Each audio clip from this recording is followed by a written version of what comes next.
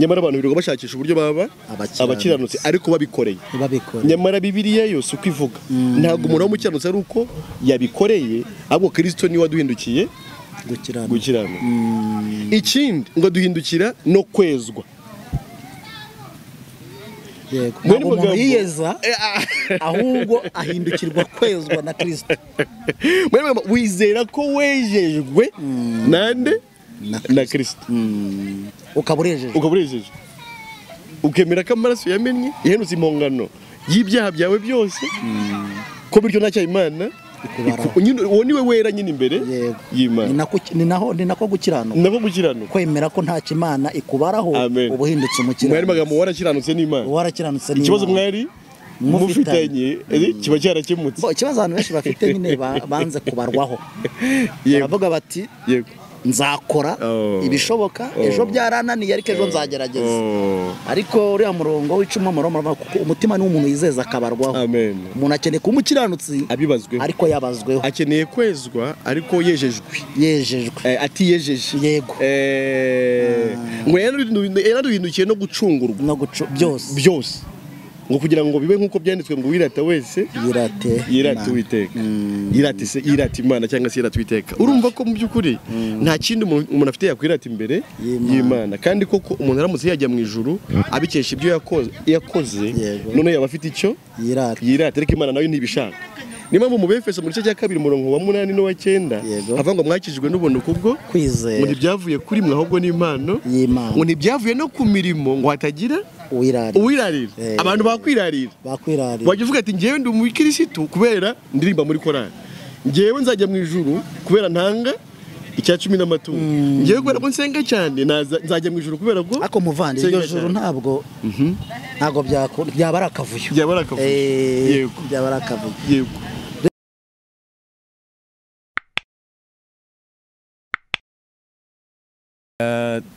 Ndagusuhuje mukunzi w'ibiganiro byacu, ibiganiro by'ubutumwa bwiza bw'umukiro w'abari mu isi, ubutumwa bwiza bumenyesha abantu uburyo ikibazo cyari hagati y'umuntu n'Imana cyakemutse, uburyo Imana yemeye umuntu, ndetse umuntu wizeye ubwo butumwa akaba ari mu isi yizeye neza ko azajya mu ijuru atabishidikanyaho.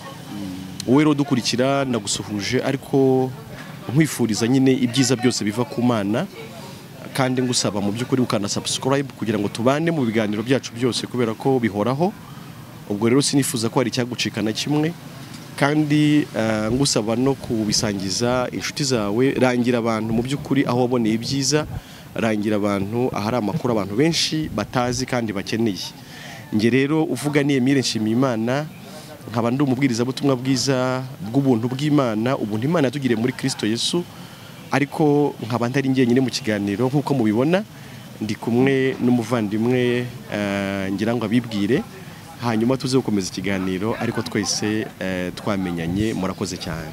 Karibu mwene dada. Yego murakoze cyane. Nanjye ndishimye cyane guhabwa karibu kuri cano yanyu, ariko kandi yacu twese. Yego. Cano icaho ibiganiro by'ubutumwa bwiza. Uyu munsi rero nanjye nkaba ndi hano, nitwa Emile&Felix. Ndi umukiranutsi, nanjye narakijijwe nkurwa mu byaha. Ubu ndi intungane, ndi uwera mu maso y'Imana, mfite ijuru nararibonye. Umunsi nizeraga ubutumwa bwiza, nkamenya amakuru y'uko hariho umucunguzi waje mu isi agakora ibyo gukiranuka, ariko yarangiza agapfira n'ibyaha byanjye. Ibyo narabyizeye mu mutima, numva ko ku rubanza rw'ibyaha rukuweho, kandi ubwo nyine rukurirwaho rimwe no guhabwa ijuru. Ni ibintu bita bibisikana gutyo. Urubanza rw'ibyaha rukurwaho, hanyuma ukabona abonye ijuru. Nubwo buryo rero nanjye nabonye ijuru, nubwo buryo nabayemo intungane. Nkaba ndi hano kugira ngo mbwire abakurikira imbuga nkoranyambaga yicano Ijuru ntirikorerwa, nzi ko ibasha kugera ku isi yose, ayo makuru tuyamenyeshe abatarayamenya. Yego nanjye ndishimye kubana namwe muri iki kiganiro. Uvuze ibintu bikomeye. uvuze ko wakuweho urubanza rw'ibyaha. Yego. Hanyuma ariko bigahita binaguhanirizwa no guhabwa ijuru. Yego yego. Mu by'ukuri ayo ni amakuru abantu benshi badafite. Yego. Kuko abantu benshi ahubwo batekereza ko bababarirwa ibyaha uko bagenda babisabira imbabazi. Yego. We yuvuze ko wakuweho urubanza rw'ibyaha. Yego. Kandi ngo ibyo biba rimwe gusa. Nacyo numva wakivuze. Yego. Ko ari ibintu biba rimwe. Ariko ubyemeye n'ijuru akaba araribonye. Yego yego. Mu by'ukuri urwo rubanza rw'ibyaha byawe rwakuvuyeho rute? Ese rwakuvuyeho rujya hehe? Ese ubwo ibyaha wababariwe byo ni ibihe? Ese ni bingahe?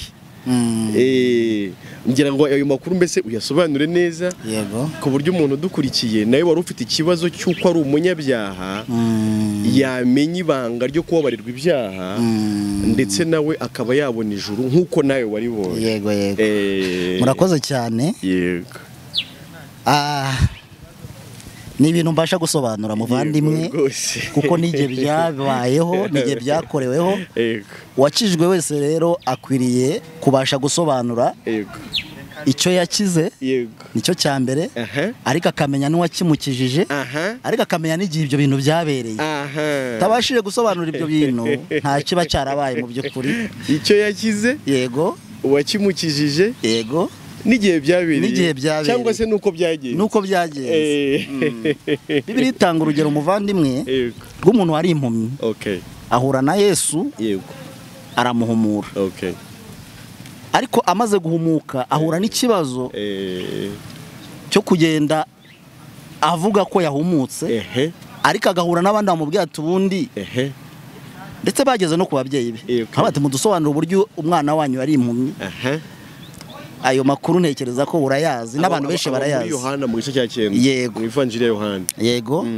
Ariko bigaragara neza ko yavuze ati icyo nzi cyo nuko nari impumyi ariko ubu nkaba ndeba. Rwose. Kandi umuntu wamumuye ni uwitwa Yesu. Amen. Murakoze cyane rero. Ubundi urubanza rw'ibyaha ni ikintu umuntu wese avuka afite. Avukana. Yego. Ku kigero cy'uko iyo umubajije icyo ari cyo atabasha kwibeshyera ko ari intungane. Naho yaba atazi umubare w'ibyaha afite. Urubanza rw'ibyaha rero ibyanditswe byerekana neza yuko umuntu aruvukana. Yego.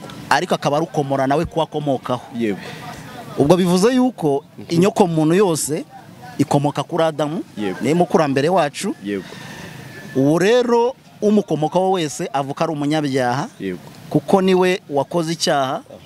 Abari muri we bose babanduriye muri we. Uko bagenda basohoka rero mu babyeyi bababyara nabyo mu bihe bitandukanye bavukana ubwo bwandu bw'icyaha. Nibyo. Burya niyo mpamvu umuntu wese iyo umubajije akubwira ati ndi umunyabyaha. Nkunganiye. Yego. Mu Baroma mu gice cya 5 umurongo wa 18. Yego rwose. No 19. Yego. Havuga ko igicumuro cy'umuntu umwe cyateye ko abantu bose bahinduka abanyabyaha ariko bakanacirwaho iteka.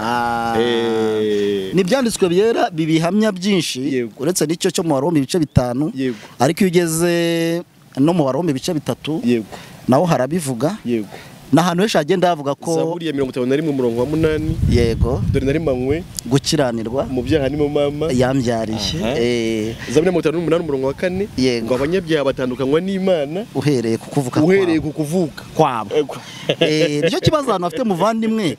Abantu benshi bazi yuko bahinduka abanyabyaha kubw'uko babikoze ku myaka runaka batangiye kubikora kubyibonaho imbuto z'ibyaha. Hari urugero rwiza buriya umuntu agiye muri pipiniyeri cyangwa mu gihombero ahantu bahumbika imbuto bakuramo nk'urugemwe rwa avoka. Urarugenda ukarutera wamara kurutera nta kintu haba hariho nk'utubabi tubiri. Nyuma y'igihe runaka ubwo haje n'intuburano nyuma y'umwaka iba yeze. ukabona ije havoka ukabona imbuto zijeho muvandi zirya mbuto kuba wakuye urwo rugemwe muri pipiniyeri nta rubuto ruriho zirya mbuto ziba zirimo imbere muri rwo urukura muri pipiniyeri burya zari zirimo urumva rero ko umunyabyaha nawe ese reka ngo bazubone yego ubundi warutwara urujyana he utizeye ko ruzera rurimo imbuto ziba zirimo rero umunyabyaha rero muvandimwe n'abakurikira icano bakwiriye kubyumva bakamenya amakuru y'ukuri yego umuntu avuka aciriweho iteka kuko ari umunyabyaha umuntu avuka yaranduye ibyaha byose ibyo wibonyeho ibyo utaribonaho buriya birimo muri stock warabivukanye wavutse rero uremanywe gukiranirwa mu byanimo mama wawe yakubyariye nta juru wabona umeze uko nguko nibyo wavutse wanduye aho rero nk'uko nabivugaga ko mbasha gusobanura uko nakize uko kuntu ni ngombwa kugira ngo n'abantu babanze basobanukirwe kuko ubu tuba tubwira imbaga nini basobanukirwe icyo barwana nacyo icyo ari cyo kuko abantu benshi bari mu ntambara umuntu avuka arwana intambara ariko atazi iyo ariyo avuka arwana intambara yo gukira ibyaha yego ariko atanazi ubunyacyaha bwe aho bushingiye yego ni ukuvura indwara arwaye utazi ntuzi icyayiteye yego ntuzi niba ariyo wanduye yego kunywa imiti upfuye kubona rero ntabwo wakira iyo ndwara ahubwo iriya garava irushaho kukuganza irushaho gukomera muri wowe yego nanjye rero navutse nk'uko abandi bose bavuka yego umuntu wese ukomoka muri Adamu avuka atazi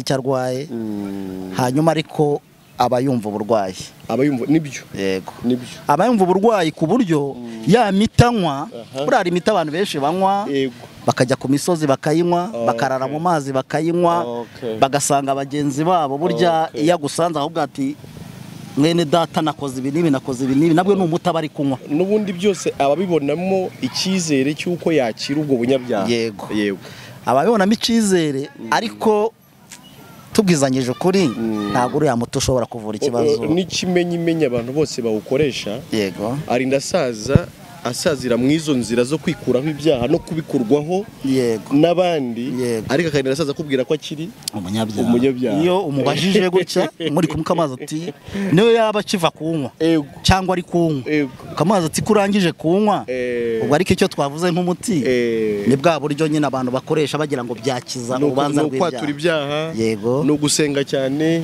n'ubundi buryo butandukanye no kubabazwa nabyo ugarira agahinda kakakwica irya miti yose iyo umubajije kamuga ati kurangije kwaturira mugenzi wawe ubaye umukiranutsi yaguhakanira cyane ariko rero bikanahura n'ibyo umuririmbyi yavuze ngo naho warira ukicuza ukanababara ntibyariha ibicumuro byawe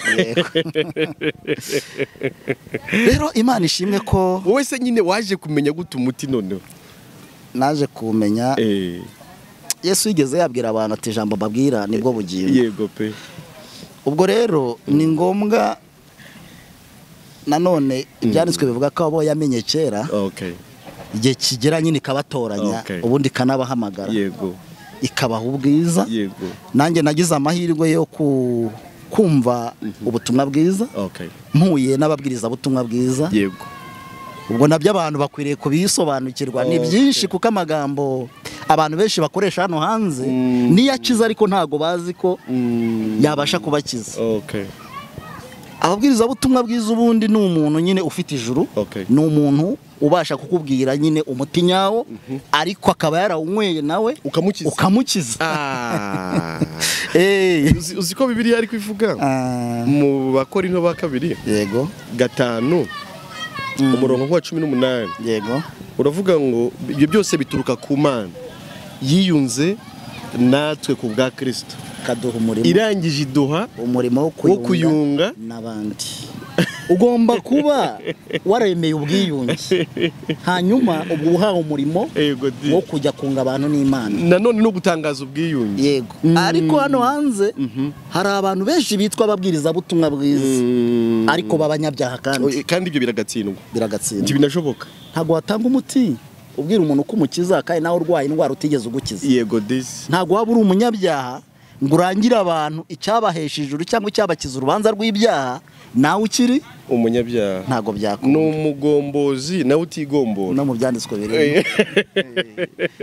birimo ari nawe yose yavuze ngo ni impumyi zirandase izindi amaherezo ngo zigeze mu rwobo zigwiramo rimwe imwe zirandase niyo ibanza none izindi zose zigakurikiraho ariko ubwo akaba navuze ko nyine ntago wahesha umuntu icyo udafite oya ntibishoboka ntiwabwira umuntu ko azagera mu ijuru udafite yego pe ntiwabwira umuntu ko azakira ibyaha nawe uri umunyabyaha nibyo yego nkomeje rero ariko ni n'ubushukanyi rero mbona ubushukanyi n'ubwesukoro kubera ko ntawe utanga icyo adafite ni ugucuruza imari utaranguye utagira hano hanze birahaba utanazi naho ibarizwa umuntu akagufata ati ngo nkwereke aho urangurira imari ariko atari umucuruzi oya ugasanga ari udufaranga twawe ahubwo aratujyanye babita abatekamutwe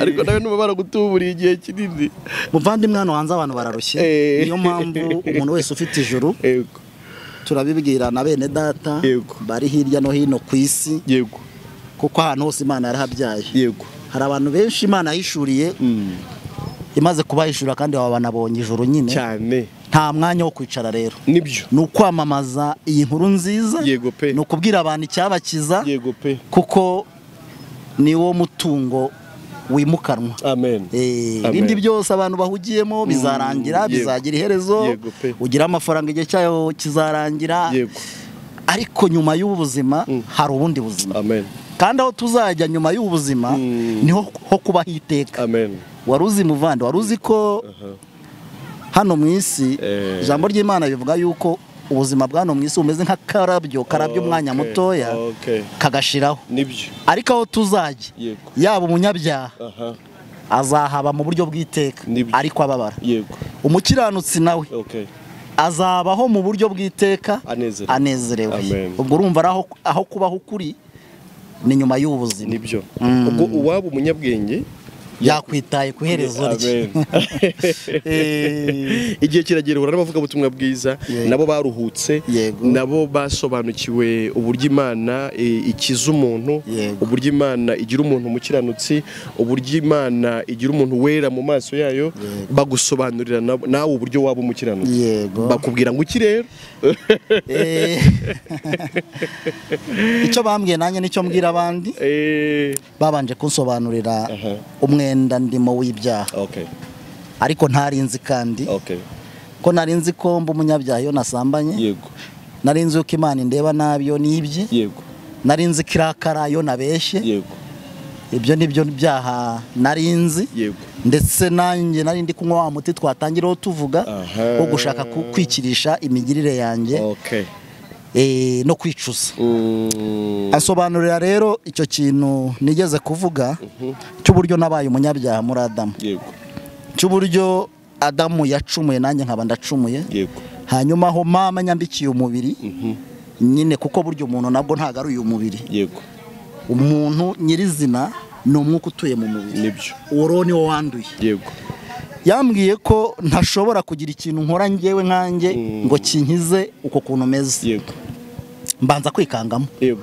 mbanza kwikangamo numva arambeshyeye ndamubwira n'ubu ko hari ibyaha ntarakora hari ibyaha abantu benshi usanga batarakora buryo usanga abantu benshi nta muntu yari yica akavuga ati icyo ndi umwere kuri icyo ariko asobanuriye neza ambwira ko muri kamere yanjye byose birimo kandi ko Imana idashingira ku byamaze kungaragaraho ahubwo ireba iyo stoke navukanye numva mbuze ubuhungiro Yesu yigeze kuvuga ijambo ryiza aravuga ngo umwuka wera naza azatsinda ab'isi abemeza iby'icyaha numva umwuka aransinze iyo nabona ubutabazi muri ako kanya icyo nakunze nuko icyo kintu cyo gutsindwa n'urubanza rw'ibyaha urutsindishijwe na mwuka wera kizira icyarimwe no kubona icyagukiza numva ndi umunyabyaha birenze uko nari mbizi nari isanzwe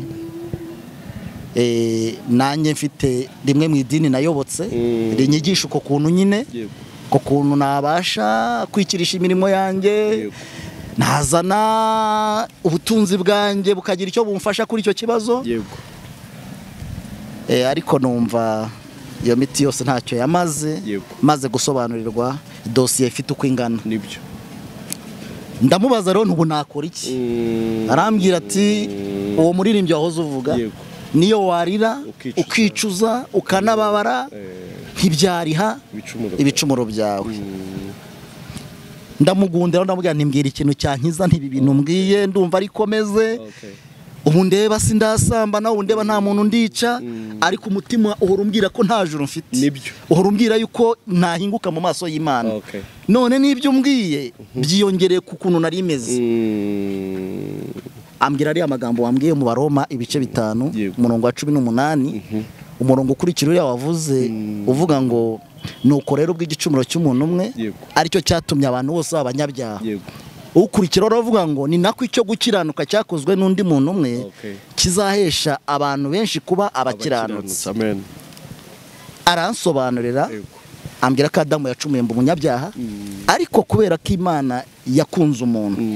Na magambo aboneka nayo muri Yohana ibice 3 umurongo wa 16 usanga abantu bose bayazi. Barawuzi uwo murongo abantu benshi. Bawuzi nk'inyuguti, bawuzi nk'utarigeze ubakiza. Bawuzi nk'ibintu biri aho ngaho kuko Imana yakunze abari mu isi cyane. Byatumye itanga umwana wayo w'ikinege kugira ngo umwizera wese atarimbuka ahubwo ahabwe ubugingo buhoraho. Umwizera ntateka azacirwaho utamwizera maze kuricirwaho. Aho ngaho rero niho numvise mu muti wanjye. Yansobanuriye ko kubera ko nari nanduye kandi ntabasha kwikiza Imana we yishakiye igisubizo. Amen. Amen. Yishakiye igisubizo, yishakira igitambo. Kubera ko nyoko muntu yari yanduriye rimwe ntawabasha gukiza undi. Burya nta muntu wakiza undi muvana. Nibyo. Nta muntu wakiza undi, pasiteri ntiyagukiza, padiri ntiyagukiza, bishop ntiyagukiza. Icyo urwana nacyo nicyo arwana nacyo. Nibyo. Nibyo. Nawe akeneye umukiza. Nawe akeneye umukiza. Nuko ambwira ko byabaye ngombwa ko mu ijuru hava Imana. Imana yikoze mu nda. Niyo yari ishoboye gukora icyo kintu yonyine kuko idakomoka kuri Adamu. Yohereza umwana wayo Yesu Kristo rero araza nk'umucunguzi wanjye. Icyo kintu cy'umucunguzi nacyo abantu ntago bajya bacyumva neza. Umucunguzi mu buryo bw'ikinyarwanda kinasanzwe ni umuntu uza gukora mu mwanya wawe ariko ibyo akoze ntaba ari ubyikorera hanyuma bikitirwa uwo yaje gukorera ariko utarushoboye gukora. Nanone nta ucungura ushoboye. Njya ntangara cyane iyo umuntu akubwira avanga kuvuga ko Yesu ari umucunguzi we ariko akanavuga ko ari ibyo akeneye gukora kugira ngo azajye mu ijuru. Aburya bavuze ko Yesu nyine ntacyo yakoze. Numvise rero iyo nkuru nziza koko numva ni inkuru nziza. Ansobanurira ko Yesu yabyawe na Mariya afite umubiri ariko muri wa muntu muzima wiwe bwa bugingo buzima bwari buvuye ku Mana nta bwandu bwari bufite. Ntabwo bwari bumeze nk'ubwanjye. Mariya icyo yamuhaye ni umubiri ariko ubumana bwe bwinjira muri uwo mubiri nk'ikote kugira ngo aze kuncungura bikunde. Abafite umubiri bacungurwe nyine n'uwambaye umubiri ariko afite akamero k'Imana. Yaraje rero abikora neza. Ikintu nari nkeneweho ni ibintu bibiri. Imana yashakaga nyine kuzabana n'umuntu ukiranuka ku kigero cyayo 100%. Ariko nanone ikaba ari ikeneye guhana umuntu wayigomeye muri Edeni ukomoka kuri Adamu. Ibyo bintu rero byose umucunguzi wanjye yarabishoboye. Imyaka yamaze ku isi yarakiranutse birakunda kuko nta bwandu yari afite. Yumvira Imana biremera ariko wibuke ko byose yaje kubikora nk'umucunguzi. Araza arakiranuka ku gato no ku kanini birakunda. Muri ibintu abantu bose bakora biravanze ibyiza n'ibibi. Waha ikizame umuntu ngakora ibyiza gusa burya ntiyabishobora. Nuwamubwira ngo akora ibibi gusa burya ntiyabishobora. Imana rero ntabwo ifite umurimo wo kuvangura ibyo byiza by'umuntu n'ibibi by'umuntu. Ariko Yesu we yakoze kimwe gusa yarakiranutse. Yumviye Imana. Imana ishyiraho iravivura. Ariko amaze gukiranuka wibuke ko hari n'igihano kintegereje kugira ngo ubutabera bw'Imana bwubahirizwe nta na kimwe yirengagijwe. byabaye ngombwa rero ko Imana ibaraho ibyaha byanjye umucunguzi wanjye. Yego. Wibuke ko yabanje gukiranuka. Bibiliya ikavuga ngo utigeze kumenya icyaha Imana yamuhinduye icyaha ku bwacu. Ariko ngo kugira ngo muri we duhinduke gukiranuka kw'Imana. Amen. Imubaraho ibyaha byanjye rero. Wa muntu umuvuze ngo imubaraho ibyaha byawe. Yego. Aho ngaho niho umuntu noneho ahita agirira amatsiko yo kumenya ngo ibyaha byawe bingana iki. Naho ndahavuga. Ariko nk'umuntu wamenye nyine dosiye y'ibyaha nari mfite. Okay. Kandi nkaba nkurikiwe n'abantu batandukanye. Yego. Kuri icano. Yego. Iyo tuvuze umwenda w'ibyaha ni ibyaha byose. Amen. Amen. Amen. Ntabwo tujya muri kimwe bibiri bitatu ni ibyaha byose. Amen. Ibyo byose yanyishyuriye ya mwenda wose. Ya myenda yose.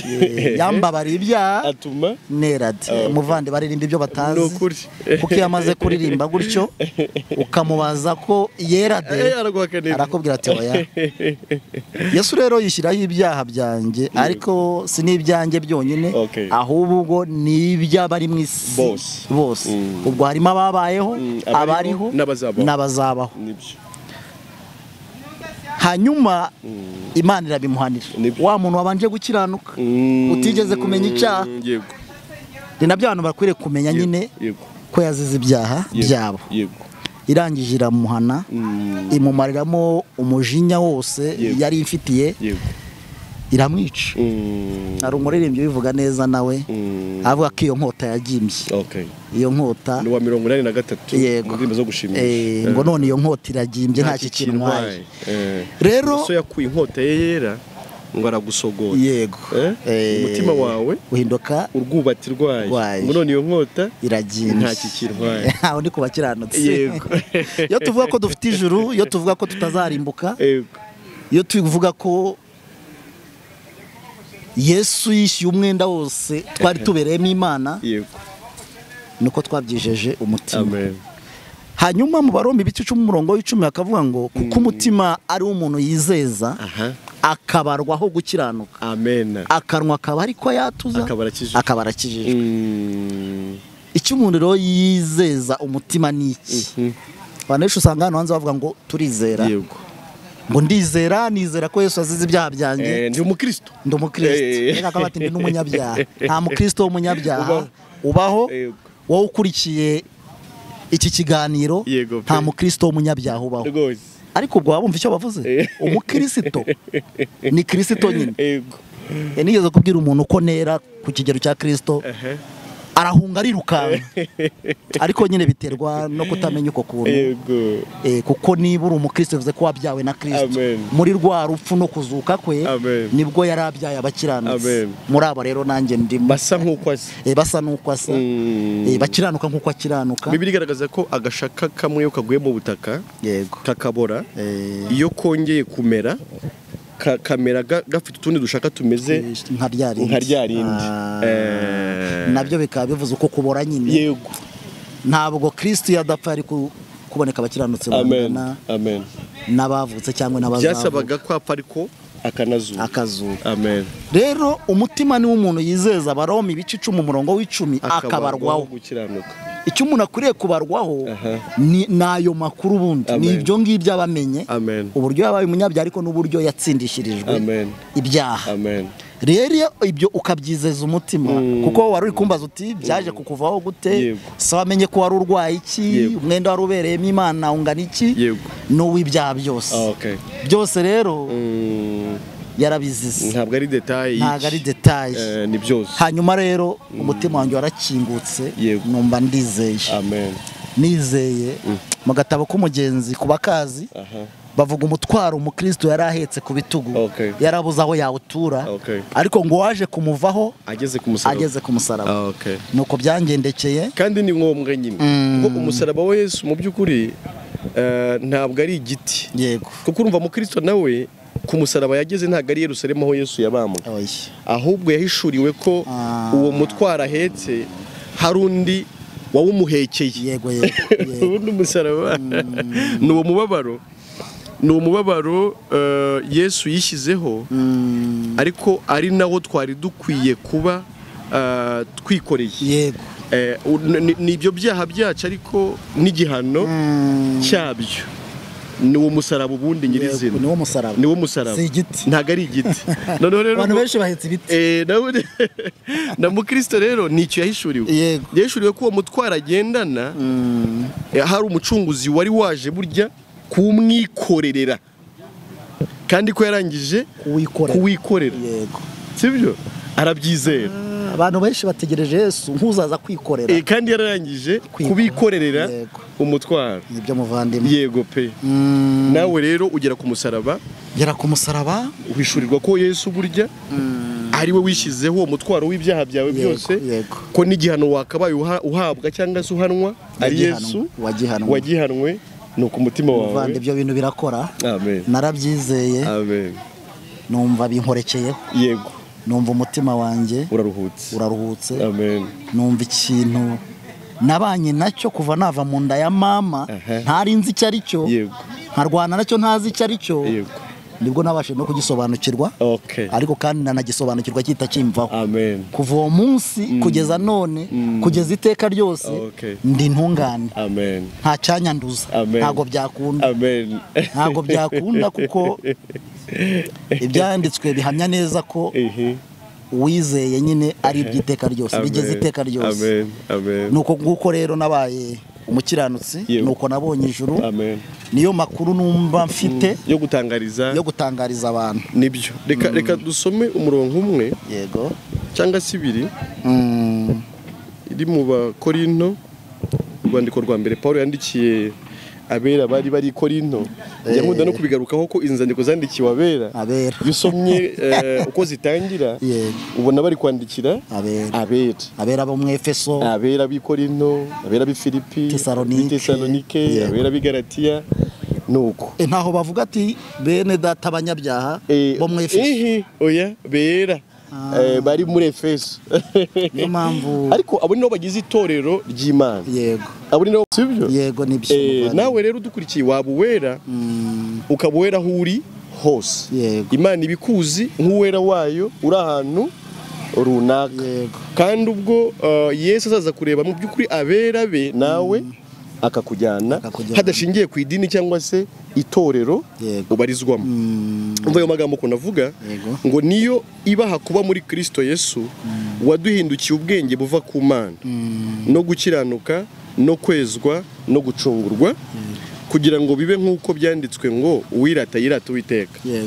Imana ubwayo niyo iduha kuba muri Kristo Yesu waduhindukiye ubwenge buva ku Mana. Muvandi yongezaho ndahatinda. Ubwenge hari n'abantu bajya kwiga ibyanditswe. Yego. Imyaka myinshi bashaka kumenya Imana. Ariko bigaragara ko ubwenge buva ku Mana ari Kristo. Ni Kristo. Mu yandi magambo yuhishuriwe umurimo Kristo yakoze nibwo ubaye umunyabwenge nyakuri w'iby'Imana. Wanabyigisha nawe. Kandi ngo niba utaba umuhanga ntube n'ishomoke wamenya gusobanura ko Yesu akiza. Kubera ko yaragukijije ukabwira abandi nawe uko wakiza. Reka nguhe urugero rutoya. Muri Yohana mu gice cya 4. Uriya mudamu wahuriye na Yesu ku iriba. Uzi ko amaze kumwizera anahawe ubugingo yahise yiruka ajya kubwira kwamamaza mu mudugudu w'iwabo wose. Yarabaye umuvugabutumwa. Erega ikibazo kiraho ntago ababyiga bo icyambere ntibabisobanukirwa. Ariko ikindi nta nubwo bagiye kwamamaza ibindi.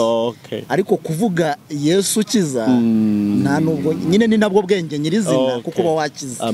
Ariko nyine urumva nibwo bwenge buva ku Mana. Ariko abiga nyine biga ibindi. Undi mugabo natanga urugero nawe avuga muri Yohana mu gice cya 3 no mugabo witwa Nikodemo. None se ntuzi ko ari umwigisha w'abandi mu gihugu cya Isirayeli? Tekereza umuntu wigisha iyoboka Mana aho nyine mu Isirayeli. Muri Isirayeli. Ariko atazi nawe uko umuntu avuka ubwa kabiri. Atazi uburyo umuntu aba umukiranutsi. Atazi uburyo umuntu aba umuragwa w'ijuru akiri mu isi. Yesu aramubwira ati biragukwiye kuvuka ubwa kabiri. Nikodemo aravuga ati gute tiko ndi mukuru nkaba nshaje ese ndasubira mu nda ya mama nongere mvuke.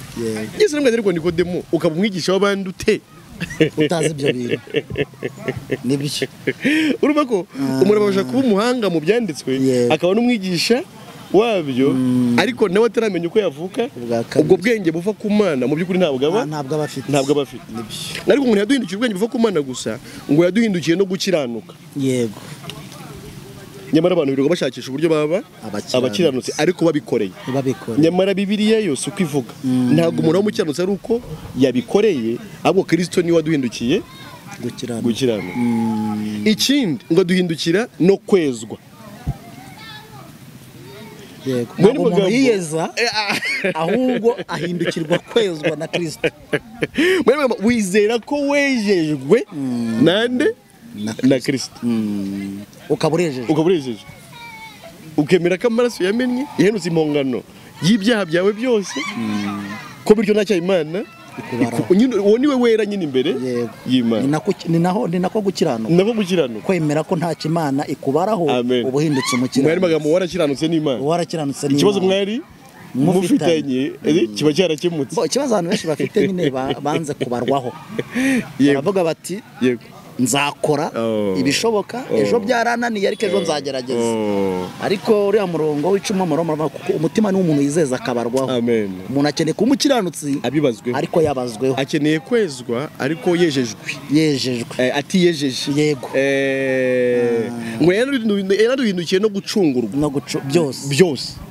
ngo kugira ngo bibe nk'uko byanditswe ngo wirata wese yirate Uwiteka yirate Imana cyangwa se yirate Uwiteka urumva ko mu by'ukuri nta kindi umuntu afite yakwirata imbere y'Imana kandi koko umuntu aramutse yajya mu ijuru abikesha ibyo yakoze none yaba afite icyo yirate ariko Imana nayo ntibishaka niba mu Befeso mu gice cya 2 umurongo wa 8 no wa 9 avuga ngo mwakijijwe n'ubuntu kubwo kwizera ngo ntibyavuye kuri mwe ahubwo n'impano ngo ntibyavuye no ku mirimo ngo hatagira uwirarira abantu bakwirarira wajya uvuga ati ngewe ndi umukirisitu kubera ndirimba muri korali ngewe nzajya mu ijuru kubera ntanga icya 10 n'amaturo ngewe kubera ko nsenga cyane nzajya mu ijuru kubera ko ako muvandi iryo juru ntabwo byaba ari akavuyo yego rero Imana ishimwe ko tubashije gutangariza nanone kuri iyi nshuro amakuru abakurikira YouTube channel yacu Ijuru ntirikorerwa ariko tuzanakomeza kubikora oya nibyo tuzakomeza kubibwira abantu turahari kugira ngo dutangarize abantu inkuru nziza yego ni amakuru aruhura umutima kandi ni amakuru abantu bose bakeneye n'abatazi ko bayakeneye barayakeneye niyo mpamvu tubwira n'umuntu wageze kuri channel yacu nasangiza amakuru abandi kugira ngo nabo baruhuke nk'uko nawe aruhutse nibyo muvandimwe nawe ndagushimiye rero yego murakoze cyane ndagushimiye nubwo nanone nzi kubikora ubikunze ariko ndagushimiye ko witabiriye ikiganiro ukabasha gutangariza abantu uburyo waruhutse ariko n'uburyo nabo baruhuka ngira ngo naho ubutaha Imana ishimwe ku bwa byose Imana ishimwe amen